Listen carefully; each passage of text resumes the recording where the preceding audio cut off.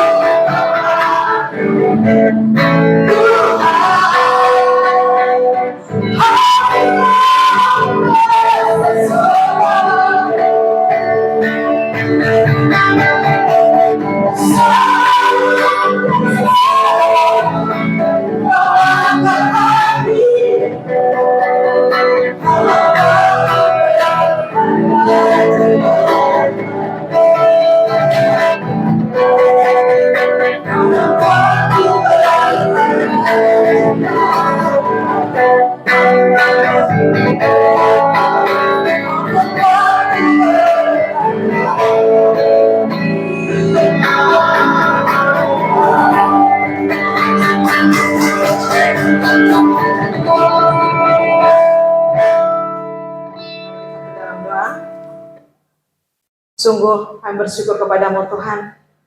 Hari ini kami datang beribadah bersama-sama dengan saudara seiman kami untuk memperingati hari kelahiran Tuhan di kalender Masehi ini ya Tuhan.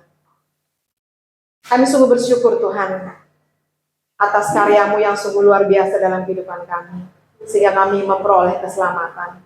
Kami tidak lagi di dalam lingkungan orang-orang yang mendapatkan hukuman kekal, tetapi memperoleh anugerah keselamatan. Terima kasih Tuhan, terima kasih. Kami mau menyerahkan seluruh rangkaian ibadah kami ke dalam tangan-Mu. Seluruh kehidupan kami bahkan kami mau serahkan ke dalam tangan.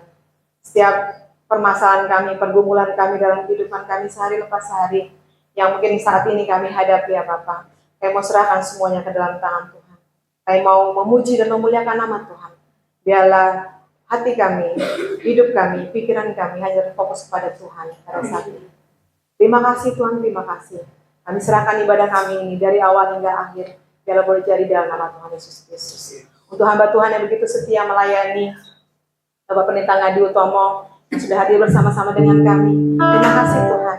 Beliau akan menyampaikan firman Tuhan, apa yang sudah dipersiapkan boleh menjadi berkat buat kami, menjadi teguran buat kami, mengingatkan kami Tuhan. Dan biarlah hati kami dapat kami buka, Roh Kudus melembutkan hati kami, sehingga kami mau ditegur dan kami tidak sia-sia Tuhan datang beribadah kepada Tuhan pada hari ini. Kami membawa berkat, membawa pembaharuan, membawa pemulihan dalam kehidupan kami setelahnya.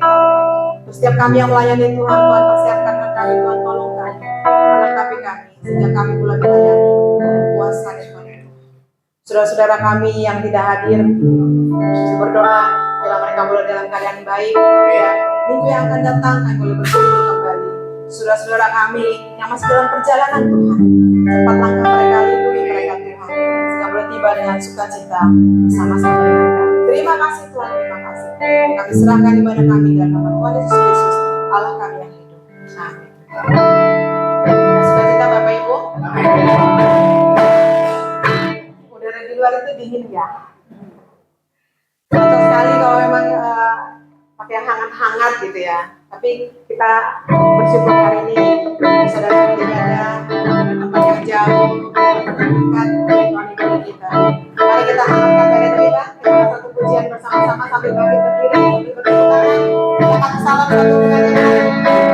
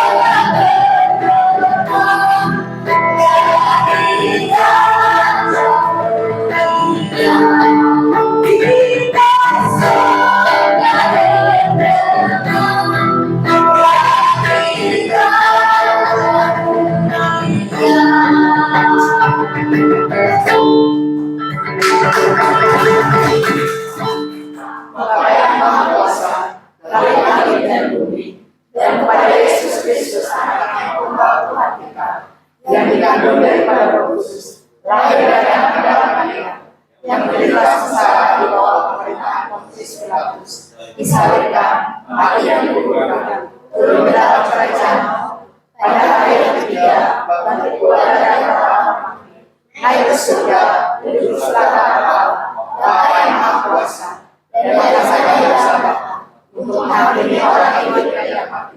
Aku percaya kepada Roh Kudus, gereja yang kudus dan am, persekutuan orang kudus, pengampunan dosa, kebangkitan dari dan hidup yang kekal. Amin. Jangan lupa.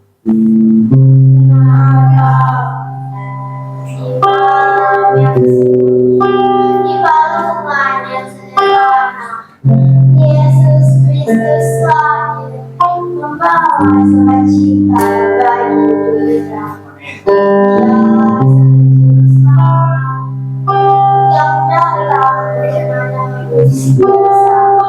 Dialah Sang Mesias yang membawa damai sejahtera. Dialah Rasul yang menerangi jalan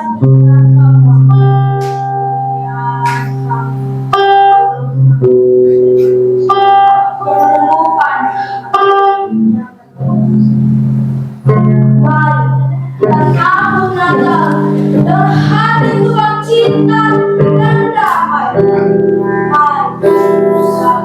Mari di bumi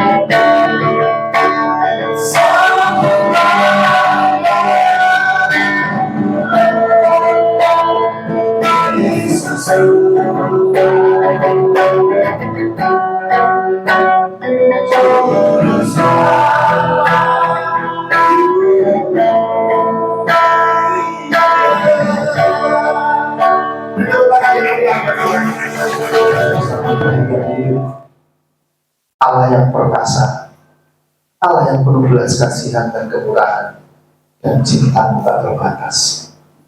Bapak, terima kasih untuk hari ini. Kami boleh kembali mengingat karya Kristus, karya Allah yang luhur agung mulia, rela turun menjelma menjadi insan, jadi manusia yang lemah, seorang bayi yang penuh dengan segala kesederhanaan. Kami bersyukur karenanya kami boleh mengalami dan mengenal kasih Bapa. Karenanya kami diselamatkan, karenanya kami dikuatkan, diteguhkan. Tuhan kita mengiring kepada Tuhan Allah yang hidup. Bapak, terima kasih buat semuanya. Terima kasih buat hari ini. Terima kasih buat cuaca yang baik. Terima kasih buat kesehatan. Terima kasih buat semuanya. Sebentar kami hidup mendengar sebagian isi hatimu. Bersabda, berfirmanlah di dalam nama Yesus. Urapi setiap kami yang hadir, yang mendengar firman Tuhan hari ini, dan juga pengurapan buat setiap yang mendengar melalui YouTube. Besok kelak, supaya kami boleh menangkap kebenaran dalam pesan-pesan Natal hari ini. Urapi hamba Tuhan yang Tuhan percayakan untuk boleh menampilkan firman Tuhan. Setiap perkataan yang keluar dari bibir mulut tiga hamba Tuhan ini, biarlah dari pimpinan kuat kuasa Roh Kudus. Setiap perkara, setiap perkataan yang bukan berasal dari Tuhan Yesus, kami patahkan, kami tolak dalam nama Yesus.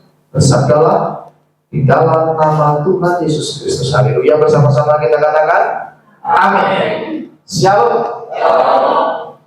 Shalom. Shalom. Natal. Puji Tuhan. Selamat Natal. Selamat Natal. Akhirnya Natal terjadi juga tahun ini ya. Saya diingatkan tadi ketika baca Yesaya, saya juga diingatkan satu ayat ini. Sebenarnya ayat ini sangat menarik dalam Yesaya 40. Sebenarnya Yesaya 40 itu rangkaian peristiwa tentang kehadiran Tuhan Allah di tengah-tengah dunia. Saya menyimak dari beberapa ayat terakhir dari Yesaya 40. Mulai ayat 29, Dia memberi kekuatan kepada yang lelah dan menambah semangat kepada yang tiada berdaya.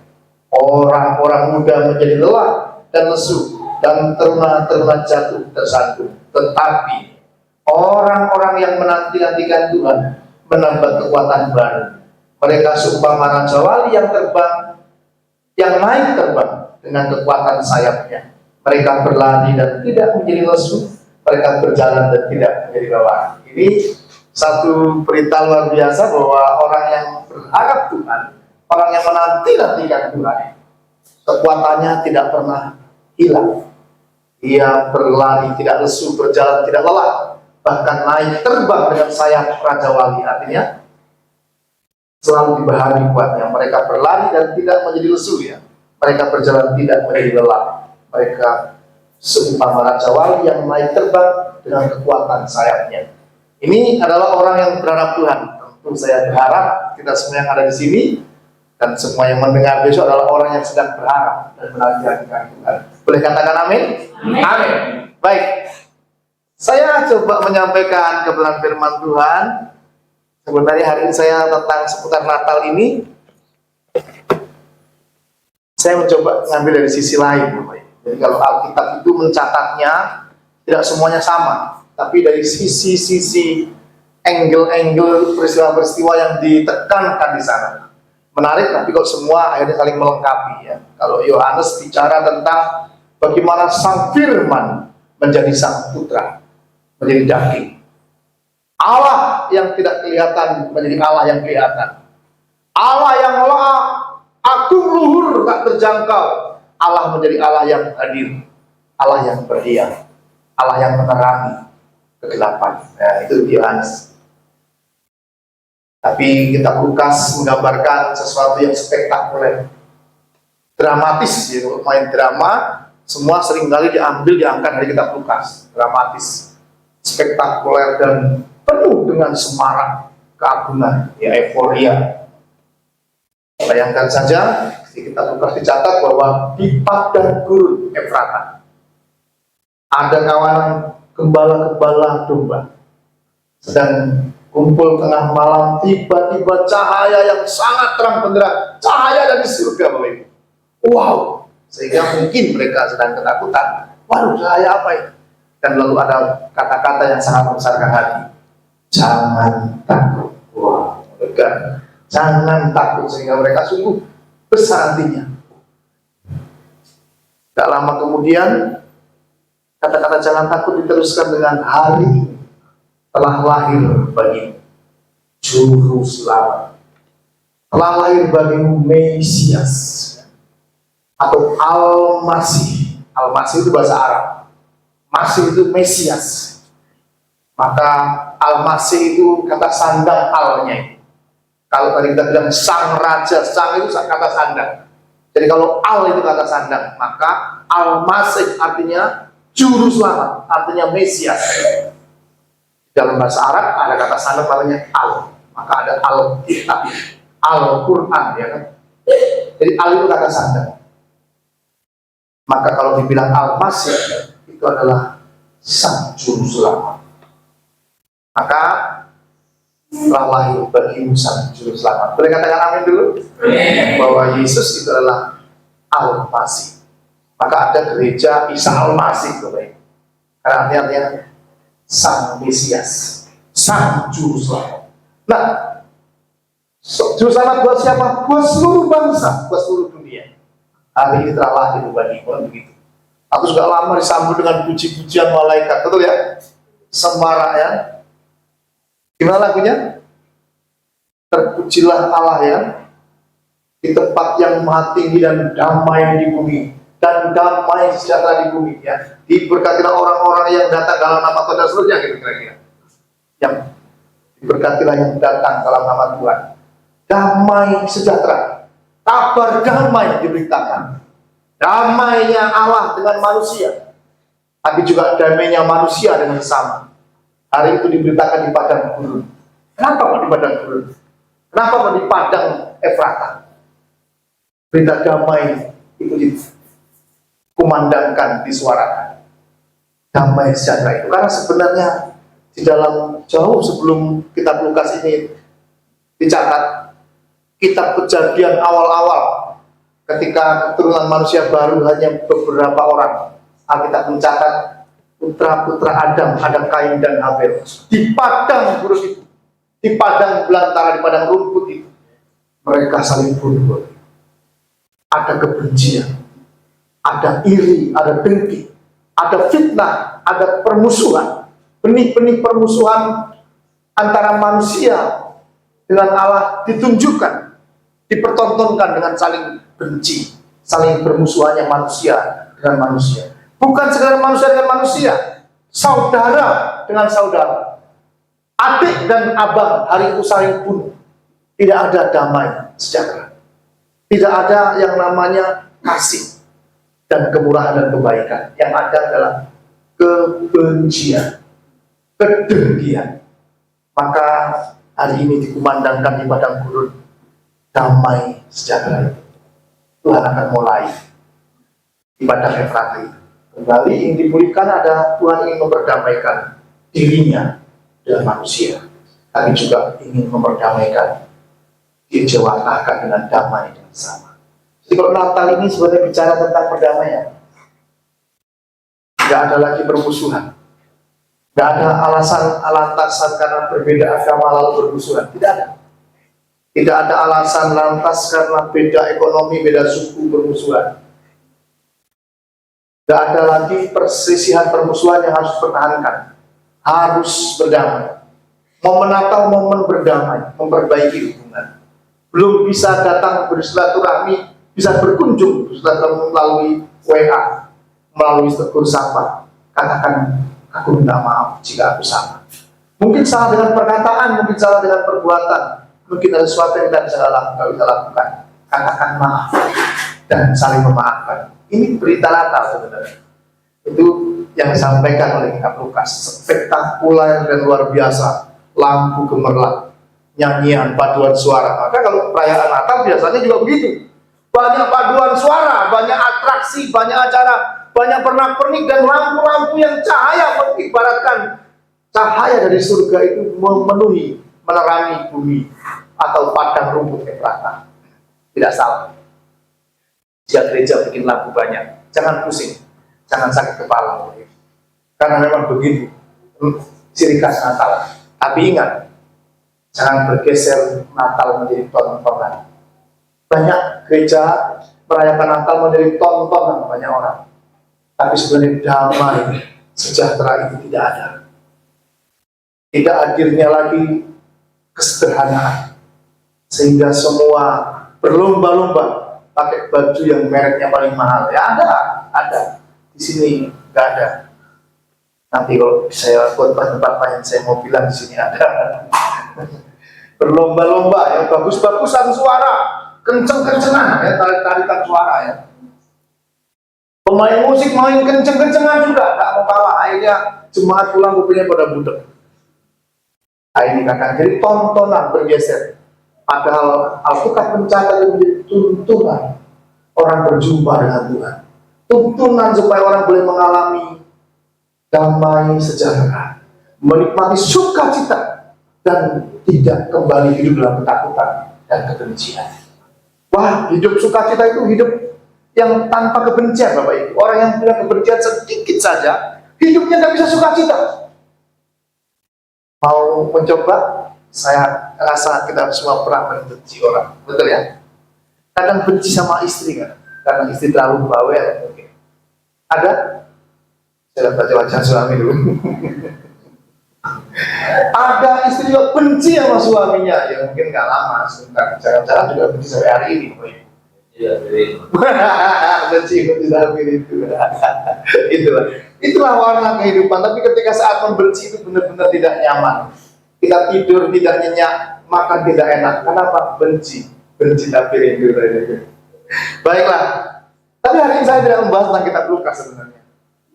Saya mengajak kita bicara dari sisi yang lain, bukan dari hiruk-pikuknya, bukan dari dramatisnya, bukan dari gemerlapnya atau euforianya, meriahnya peristiwa Natal. Tapi saya melihat dari sisi yang lain, dari kitab Matius, Bapak Ibu. Kitab Matius, pasalnya yang ke-1 tentunya. Baik, saya akan buka. Saudara ini aja, cepat. Matius pasal 1. Saya mulai ayat 18. Demikian firman Tuhan, Matius pasal 1 dimulai ayat 18. Kita selesaikan sampai ayat 25. Demikian firman Tuhan. Kelahiran Yesus Kristus. Kelahiran Yesus Kristus adalah seperti berikut. Pada waktu Maria ibunya bertunangan dengan Yusuf. Ternyata ia mengandung dari Roh Kudus sebelum mereka hidup sebagai suami istri. Karena Yusuf suaminya seorang yang tulus hati dan tidak mau mencemarkan nama istrinya di muka umum, ia bermaksud menceraikannya dengan diam-diam. Tetapi ketika ia mempertimbangkan maksud itu, malaikat Tuhan tampak kepadanya dalam mimpi dan berkata, Yusuf, anak Daud, janganlah engkau takut mengambil Maria sebagai istrimu, sebab anak yang di dalam kandungannya adalah dari Roh Kudus. Ia akan melahirkan anak laki-laki dan engkau akan menamakan dia Yesus, karena dialah yang akan menyelamatkan umatnya dari dosa mereka. Hal itu terjadi supaya genaplah yang difirmankan Tuhan oleh Nabi, sesungguhnya anak darah itu akan mengandung dan melahirkan seorang anak laki-laki, dan mereka akan menamakan dia Immanuel, yang berarti Allah menyertai kita.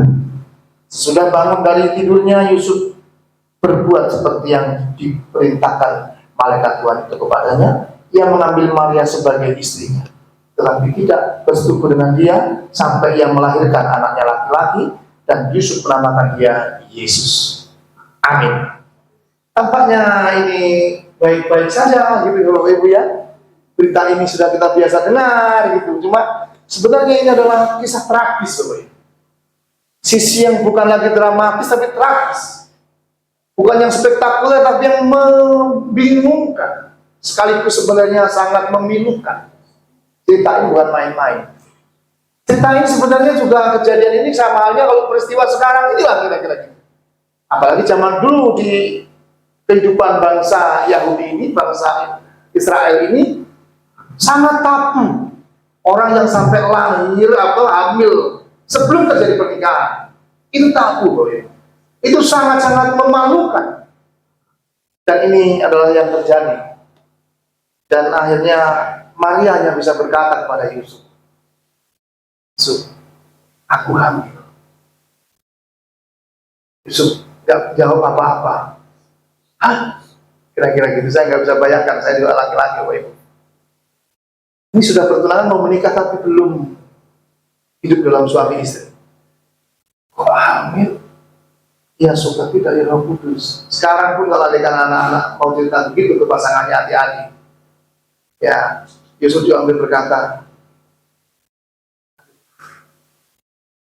gak ngerti loh, gak nyambung. Bagaimana Roh Kudus bisa menghamili atau bisa buat hamil tunangannya? Ini yang menjadi masalah. Maka Yusuf juga galau, bingung. Ya, pasti udah kasih tahu ini benar, so. Ini dari Roh Kudus.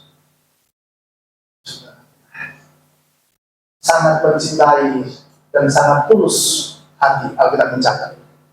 Tapi bagaimana ya? Maka akhirnya Yusuf tidak pergi diam-diam, menceraikan diam-diam, atau pergi dengan membawa luka. Yusuf terluka kali itu. Dia berniat ingin meninggalkan diam-diam. Berarti kan betapa beratnya situasi itu. Si Maria nggak bisa cerita banyak, yang mau ceritanya segitu. Kok aku hamil? Karena memang benar dari Roh Kudus. Tapi anak-anak muda jangan coba-coba, ya, jangan coba-coba mempraktekkan adegan hamil lalu bilang dari Roh Kudus. Tetap pasangan nggak akan bisa terima seperti Yusuf. Percaya? Yusuf bingung mau pergi. Dan uniknya akhirnya memang dalam mimpi. Ini bedanya. Kalau zaman sekarang saya yakin kalau ada anak muda, para perawan-perawan, para anak-anak muda hamil lalu bilang ini hamil langsung dari Roh Kudus, pasti pasangannya nggak dapat mimpi. Nggak akan dimimpi, jangan tinggalkan dia. Tidak mungkin. Tapi Yesus sudah tahu dalam mimpi, jangan tinggalkan dia. Ambilnya sebagai istrimu, sebab anak yang dikandung dari Roh Kudus. Wah, dan uniknya kalau kita baca seterusnya ini, si Yusuf pun belajar taat. Nah, sisi ini sisi yang sangat tidak enak, Bapak. Dan itu pasti membuat galau buat Maria, dan juga buat Yusuf. Maka saya mau sampaikan yang pertama pelajaran Natal yang harus kita ingat baik-baik.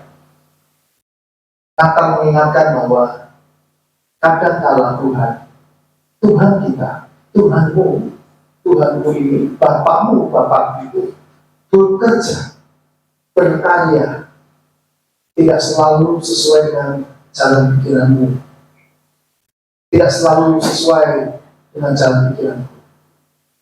Tidak selalu sama dengan apa yang saudara harapkan. Tidak selalu sesuai dengan apa yang saya harapkan. Belum tentu sama dengan apa yang saudara inginkan. Dan belum tentu seperti sama yang saya inginkan. Tuhan kita bekerja dengan caranya yang kadang-kala sangat berbeda dari apa yang kita inginkan dan kita pikirkan. Dan kita harus belajar sisi ini bahwa mensyukuri tetap, menjalaninya tetap, menerimanya tetap, dan mengakuinya bahwa Tuhan berdaulat. Boleh katakan amin? Amin. Kita sudah menjaga kesehatan sedemikian rupa, tiap hari minum lemon, kulitnya pun mungkin kita rendam air, kita minum baik-baik sampai gitu ya. Sakit juga. Betul ya? Makan bawang putih sampai sakit juga. Kadang begitu ya. Udah hati-hati ya Pak Tony ya. Hati-hati, jatuh juga.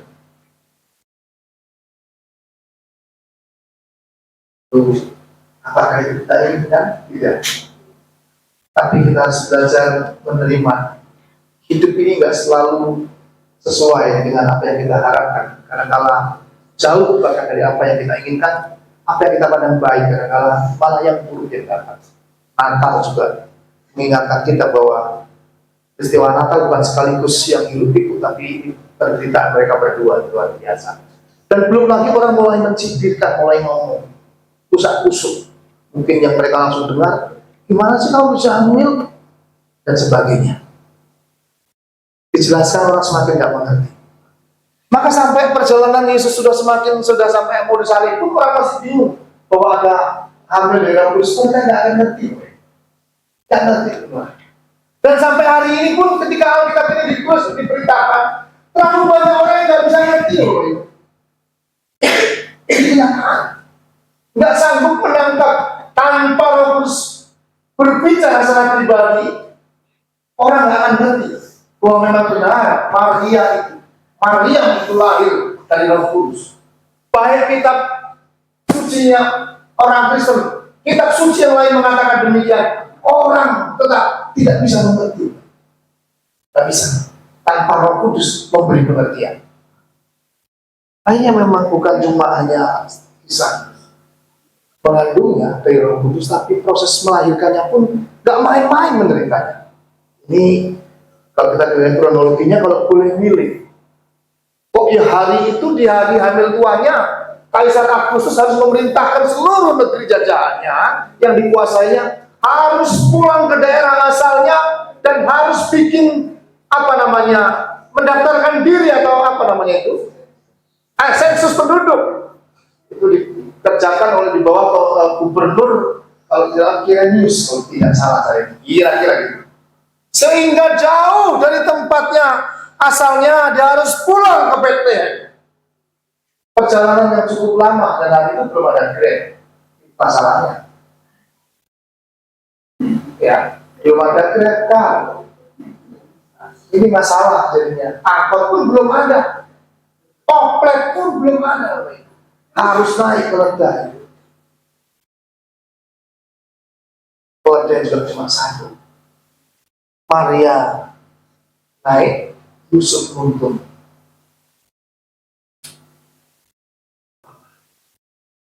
Saya kira suami-suami harus belajar berkorban kayak Yusuf. Perjalanan jauh dan cuaca sedang tidak baik-baik saja. Kadang dinginnya luar biasa, kalau panas siang ya ekstrim panasnya. Harus berjalan. Dalam perjalanan tentu penuh dengan penderitaan. Hamil tua. Kalau istri saya hamil tua, saya harus berjalan jauh, misalnya harus ke Lampung atau harus kemanapun, nantilah tundalan. Walaupun ada gerakan, nantilah riskan. Nanti jangan-jangan tiba melahirkan di tengah jalan lagi macet, betul? Kira-kira gitu ini. Ini tiba melahirkan. Dan hari itu semua penginapan di kota Bethlehem, di desa Bethlehem kecil itu, di kampung kecil itu penuh sesak dengan orang yang datang dari berbagai daerah untuk sensus, untuk datang mendaftarkan dirinya kembali di tempat asalnya. Sehingga penuh yang dari Bentoke datang juga. Hari ini Pak Aparan juga lagi ke Bentoke bagi mendaftarkan dirinya di sana.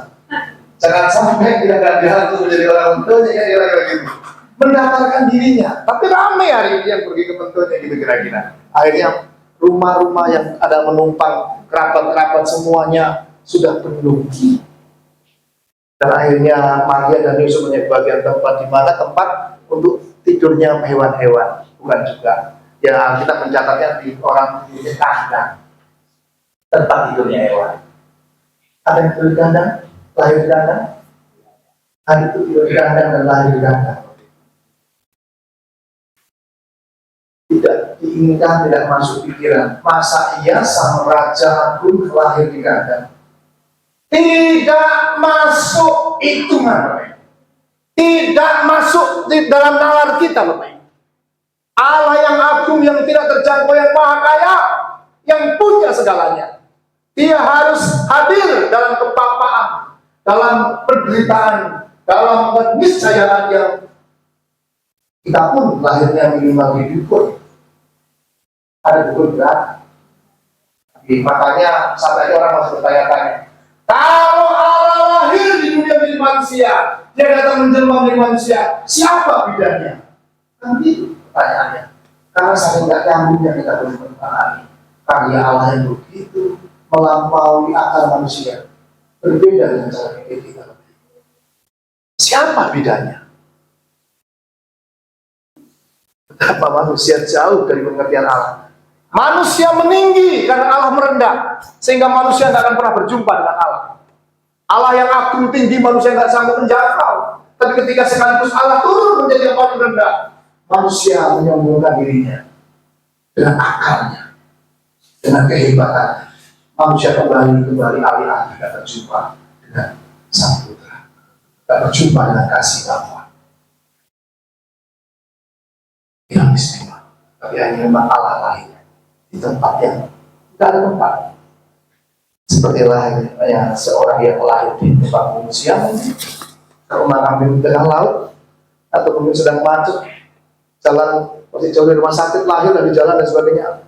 Allah pernah mengambil bagian menjadi manusia lahir yang paling rendah, lahir di tengah-tengah hewan, dan dibaringkan di palungan. Sang Raja lahir, Allah masih lahir di palungan. Lalu saudara kita mengatakan, oh tidak, itu lahir tidak di kandang tapi di bawah pohon kurma. Betul, memang di bawah pohon kurma, memang kebetulan mungkin kandangnya, di dekat kandangnya ada pohon kurma. Jadi kitab suci ini dicatat dengan berbagai macam sisi pun, yes, tidak terbantahkan. Ini fakta Allah hadir dalam caranya yang melampaui semua akal. Allah masih lahir di bawah pohon kurma. Di bawah pohon kurma yang tinggi itu ada tempat inapnya hewan-hewan. Di situ ada palungan dan terbaik sebelahnya. Allah masih Mesias, juru selamat manusia. Bukan hanya juru selamat saya dan saudara, semua orang sebenarnya. Hanya betapa banyak orang yang tidak sanggup menerimanya dan memahaminya, karena ternyata Allah seringkali berkarya jauh dari apa yang kita pikirkan, jauh apa yang kita mengerti. Tapi ketika Roh Kudus itu memberikan pengertian, kita nggak bisa berkata tidak. Ya Tuhan, benar, Kau luar biasa, aku tidak dapat menyelangi pekerjaan. Itu pesan pertama.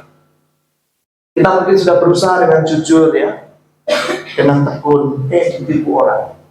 Hari Minggu kemarin saya ada datang 2 anak Tuhan, calon suami istri, punya proyek usaha baik-baik senilai 1,2 M. Proyek belum berjalan, uang sudah turun, digondol temannya. Akhirnya dia terancam akan dikejar polisi, dikejar preman-preman, akan dihabisi. Proyek belum berjalan sama sekali, dananya dibawa kabur orang. Datang nangis, gambarannya gede lebih gede dari saya. Nangis, kita harus bagaimana? Natal bicara yang kadang-kadang tragis. Hadiah Natal, Bapak Ibu, mengalami kesusahan, ketipu orang. Kita nggak ingin ketipu orang, tapi kadang-kadang kita juga ternyata ketipu. Alih-alih bukannya sukses usaha kita, alih-alih ketipu lagi. Dan hari ini mungkin kita belum sukses. Alih-alih bukannya Natal bisa diberi baju baru, tapi malah mungkin ada motor tertarik. Mungkin nggak bisa bayar. Bisa. Banyak hal yang kita mungkin sungguh nggak seperti yang kita harapkan. Kenyataannya demikian. Mungkin yang belum sehat juga dari sakitnya. Tapi poin kedua adalah cara terbaik untuk kita boleh bagaimana menerimanya. Maka kita mencatat dalam Lukas pasalnya yang kedua ayat 34.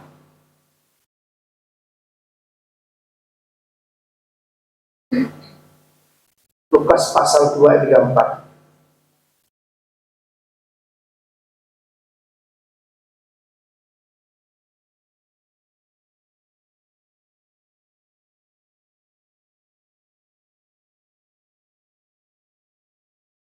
Lukas pertama ayat 34 sepertinya.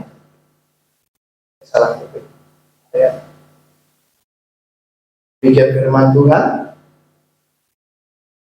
Kata Maria kepada malaikat itu, bagaimana hal itu mungkin terjadi? Karena aku belum bersuami. Jawab malaikat itu kepadanya, Roh Kudus akan turun ke atasmu dan kuasa Allah yang Maha Tinggi akan menaungi engkau. Sebab itu anak yang akan kau lahirkan itu akan disebut kudus, anak Allah. Dan sesungguhnya saya mau ini dia, bukan 34-38, kata Maria, sesungguhnya aku ini adalah hamba Tuhan, jadilah padaku menurut perkataanmu itu. Lalu malaikat itu meninggalkan dia. Kata-kata aku ini hamba Tuhan, jadilah padaku menurut perkataanmu itu. Maria. Lalu Yusuf juga ketika mendengar atau perkataan malaikat dalam mimpinya, dia tidak jadi pergi meninggalkan Maria, tapi dia akhirnya menikahi Maria, mengambil istri. Demikian juga ketika Yesus di menjelang penyalibannya, Yesus mengatakan, ya Tuhan, kalau boleh cawan ini lalu daripadaku, tapi biarlah bukan kehendakku, tapi kehendak.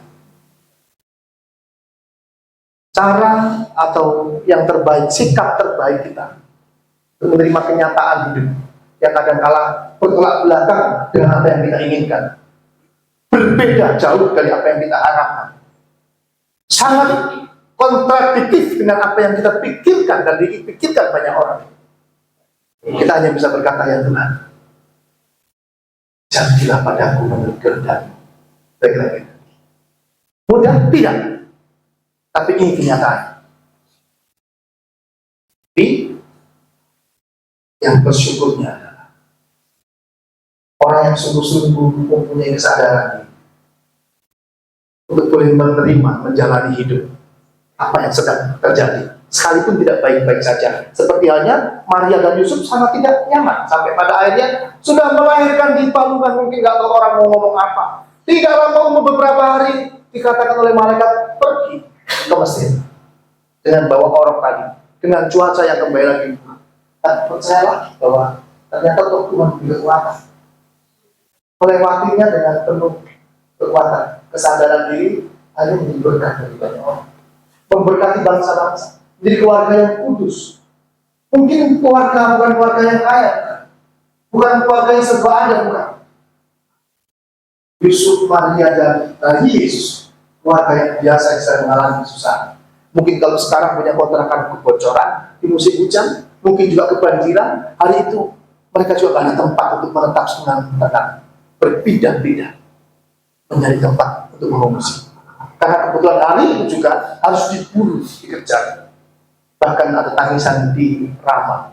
Anak-anak yang 2 tahun ke bawah, yang laki-laki harus dibantai habis.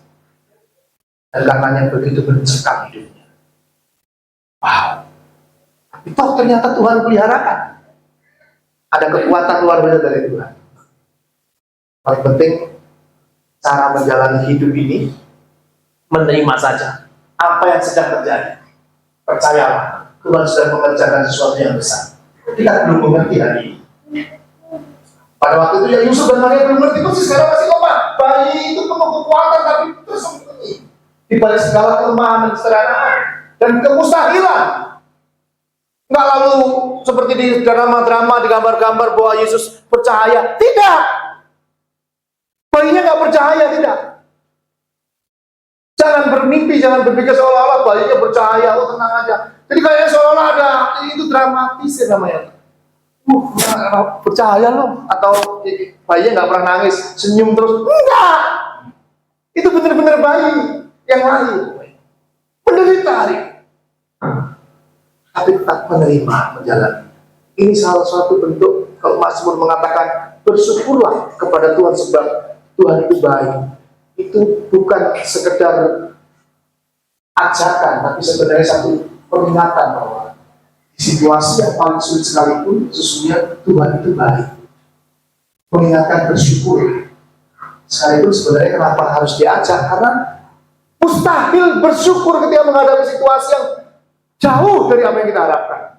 Hidup penuh persoalan, hidup ada kegagalan, hidup ada kemustahilan yang begitu mustahil kita bisa lewati. Tapi kita harus jalani juga. Tentu kalau kita menyadari kekuatan Tuhan dalam hidup kita, sekalipun kita menghadapi berbagai percobaan, kita tidak akan meninggalkan ibadah kita. Amin. Aku tetap beribadah. Satu kali Polikarpus yang sudah tua, umur sudah 80-an lebih, harus diperhadapkan dengan satu hukuman. Hanya disuruh menyembah dewa matahari. Natal diperingati sebagai lahirnya matahari, tapi Allah kita sebenarnya jauh lebih terang dari matahari. Allah kita bukan berarti tanggal 25 memperingati kelahiran dewa matahari, bukan. Karena Allah yang kita sembah adalah penciptanya matahari justru, yang lahir di bumi ini. Tapi hari itu ada satu perintah bahwa setiap orang harus menyembah dewa matahari atau dewa atau kaisar yang mengukuhkan diri sebagai dewa. Maka Polikarpus disarankan oleh semua tua-tua jemaat yang lain dan tentara bilang, udahlah Bapak, lakukan saja, cuma sekedar menyembah saja. Apa-apa kita tahu Bapak nggak menyangkal Tuhan. Diperhadapkan dengan perhatian, ya akan dibakar hidup. Polikarpus berkata, 86 tahun Tuhan tidak pernah mengecewakan aku. Pas saya menyangkali dia, biarkan aku dibakar. Saja dibakar hidup dan tetap menghidungkan satu pengakuan iman luar biasa. Dia percaya pada Tuhan Allah yang Esa, Allah yang bertunggal, Allah yang menjelma menjadi manusia, Allah yang datang menjadi manusia karena cintanya. Karena begitu besar kasih Allah akan dunia ini, maka ia meninggalkan semua kemegahannya itu dan mengambil rupa seorang hamba, supaya barang siapa yang percaya kepadanya tidak binasa, melainkan beroleh hidup yang kekal. Hanya percaya saja. Tapi betapa setiap percaya tanpa kita ragu. Itu yang kedua. Orang yang sungguh-sungguh menyadari dan menghadapi kehidupan kenyataannya adalah kehendak Tuhan, dia tidak akan meninggalkan ibadah. Dia tidak akan meninggalkan imannya. Boleh katakan amin Bapak Ibu. Dia tidak akan meninggalkan Tuhan dan tidak akan menyangkali Tuhan. Sebenarnya Tuhan tidak pernah diam. Dia akan menghitung dan pada waktunya Allah sedang bekerja. Turut bekerja dalam segala sesuatu datang kebaikan bagi barang siapa yang percaya kepadanya dan terpanggil sesuai dengan rencana Allah. Dan akhirnya apa? Tujuannya Allah adalah untuk menjadikan kita serupa dengan gambaran anaknya. Ini karya agung Tuhan. Kita sedang diproses. Kalau hari ini kita sedang tidak sesuai dengan apa yang kita harapkan, Tuhan sedang memproses karakter ilahi dalam hidup kita, memproses hidup kita, iman kita, menguji ibadah kita. Apakah ibadah kita hanya ketika baik-baik saja? Menguji ucapan syukur kita, apa kita mau menjalankan syukur kita ketika hanya ketika baik-baik saja?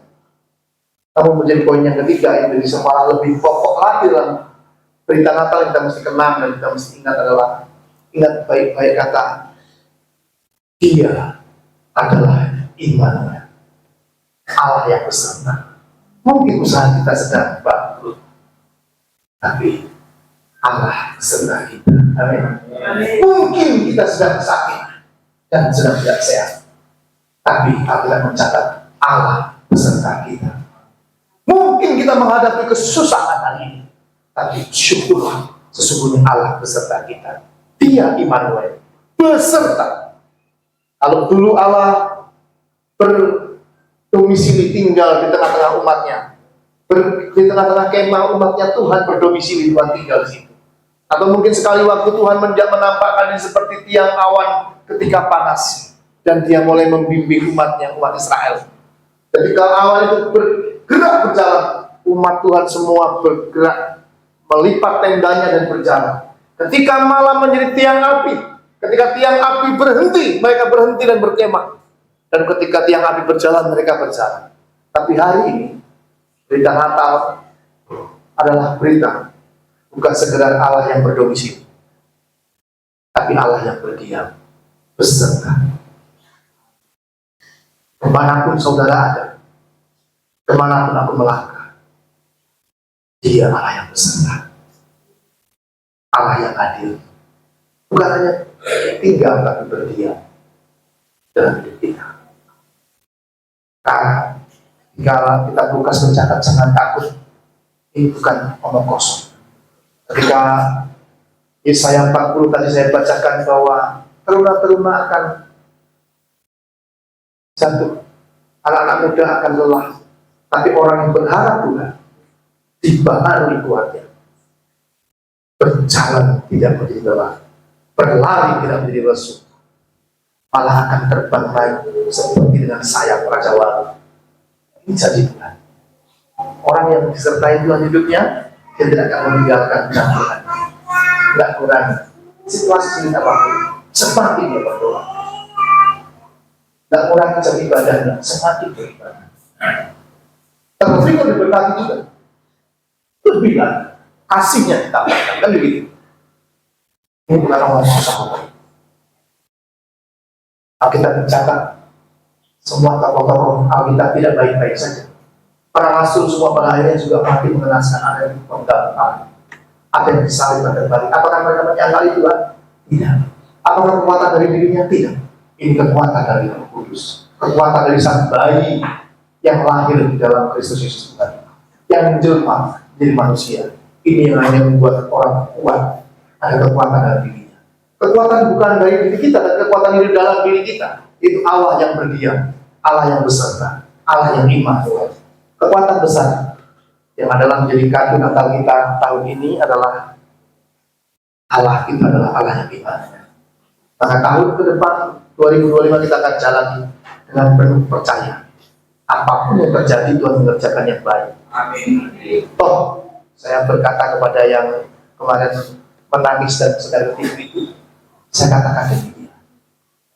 Kalau dulu Tuhan pernah tolong kamu, hari ini juga kesulitanmu Tuhan pasti akan tolong. Boleh nggak Pak meminta saya sembunyi dulu? Kalau memang kamu belum sanggup menyelesaikannya, kamu menenangkan diri dulu, boleh menyingkir dulu, cari tempat yang kamu bisa tenang dan berdoa. Sebab Daud yang bisa mengalahkan berlaksa-laksa saja. Ketika dikejar Saul dia bersembunyi di bawah dia melarikan diri.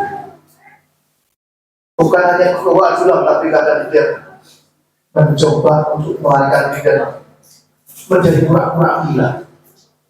Artinya hidup ini kadang-kala hidup seolah kita kayak pura-pura gila.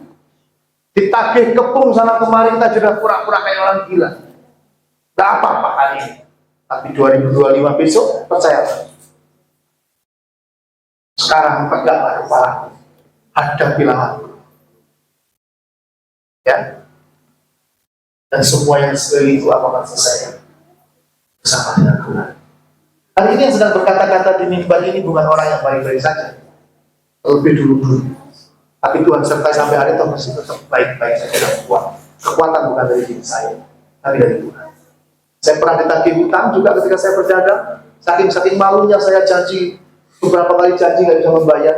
Saya sembunyi di dalam gudang, sembunyi bersama istri saya, Bapak Ibu. Betul. Yang makin juga teman baik saya namanya Ipul. Hari ini masih berdagang juga beliau. Dan ketika saya sudah melewati masa, saya ceritakan, dia ketawa. Dan saya harus katakan, hari sampai yang datang itu saya memang ada di gudang. Cuma saya nggak sanggup untuk keluar, saya malu. Pak Adi keluar, Pak Adi, saya tahu Pak Adi di dalam gudang. Dan saya tidak keluar. Saya pernah jadi pura-pura gila. Artinya hidup kadang-kadang begitu.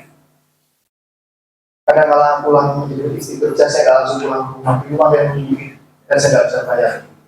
Dan saya harus berhenti di satu kolam danau. Sekarang ada bangunan namanya Rumah Sakit Indonesia Kemayoran. Dulu masih kolam begitu, ada barang maju dulu sambil dari atas angin kencang. Tapi ingat, semua ada waktunya. Saatnya kita boleh lewati dan akan berlalu. Pasti benar. Aglaus berkata badai pasti berlalu. Jalan ada ujung. Kesesakan hari ini ada waktunya, ada masa selesai. Besok Tuhan akan gantikan. Tak bisa menghindarinya. Amin. Percaya, jangan tinggalkan Tuhan, jangan kecewa. Apapun alasannya, kalau Tuhan itu tolong kita sampai akhir ya. Saya tidak panjangkan firman Tuhan, kita akan duduk kepala. Boleh naikkan satu pujian, pemain musik?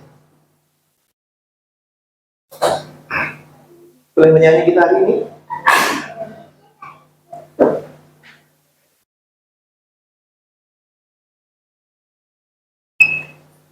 Bisa lagu ini enggak?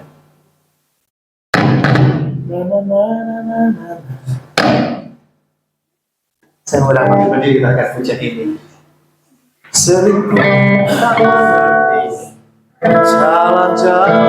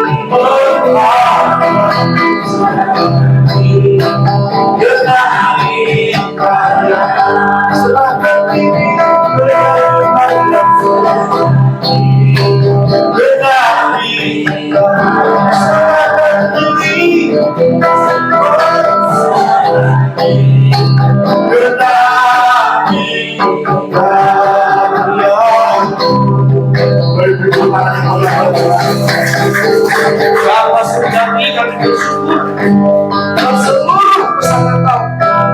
Semua ada suka, ada duka, ada kesederhanaan, ada ketragisan dalam hidup kami pada kau. Mungkin hari-hari ini di antara kami yang mendengar firman adalah posisi yang jauh beda dari yang diinginkan, dipikirkan, dan diharapkan. Kami percaya Allah Engkau sedang mengerjakan karunia yang bagus. Engkau sedang menenun, Engkau sedang meredah kami untuk menjadi sesuatu yang indah. Dan terus kita melihat menengok kembali karya luar biasa. Tuhan, kalau bukan Tuhan, kalau bukan kasih karya-Mu, kami hancur. Kalau kami ada hari ini, kami sebagaimana ada hari ini, karena kuat kuasa ilahi, karena kasih, karena kuasa kehadiran, kuasa iman-Mu yang menyertai kami, sehingga kami bertahan dan bertahan dan menjalaninya sebagai ungkapan kami tetap di dalam Tuhan dan tidak meninggalkan. Kami berdoa dalam nama Yesus kepada Tuhan dimanapun ada.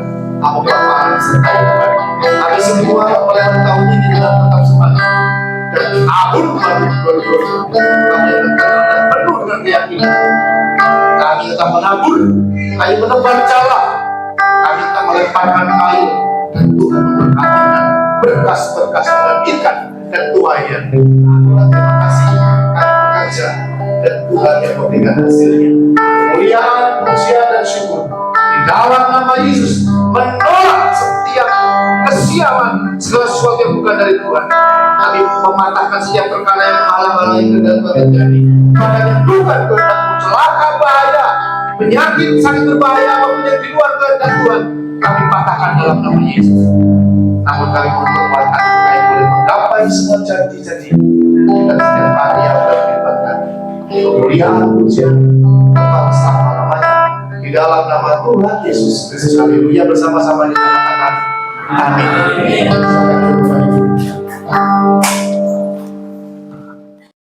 Tuhan yang selalu menyertai kita dan tidak pernah meninggalkan kita.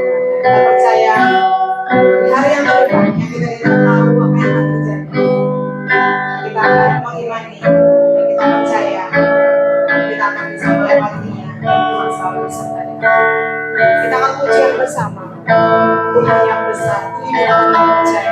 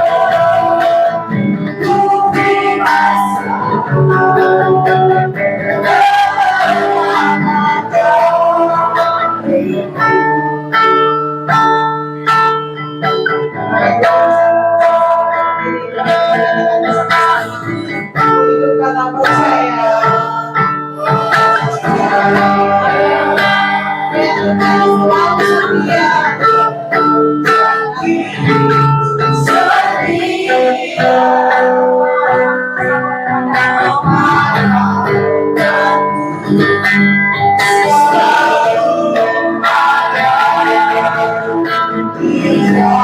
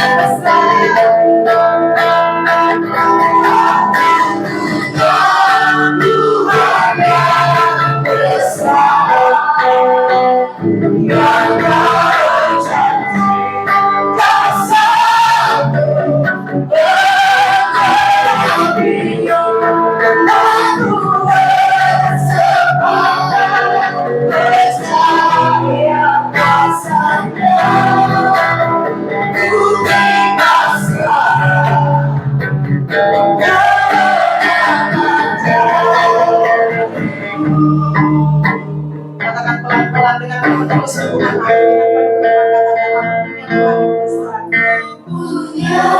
penuh Tuhan yang besar. Amin. Punya Tuhan yang besar.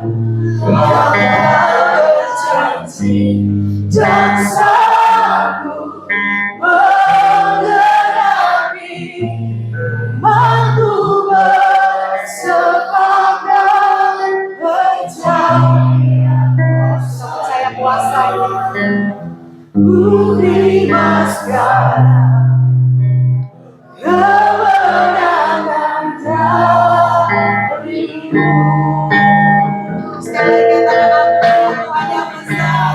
Tuhan yang besar. Terima kasih Tuhan yang telah berjanji dan sanggup menggenapi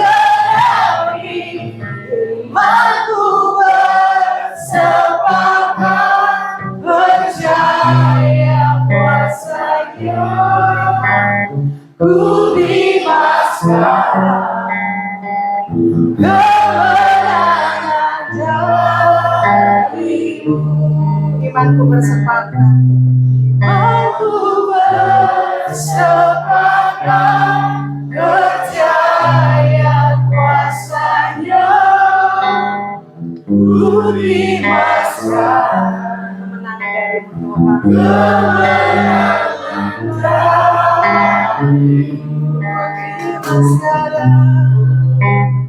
Ku terima sekarang kemenangan darimu.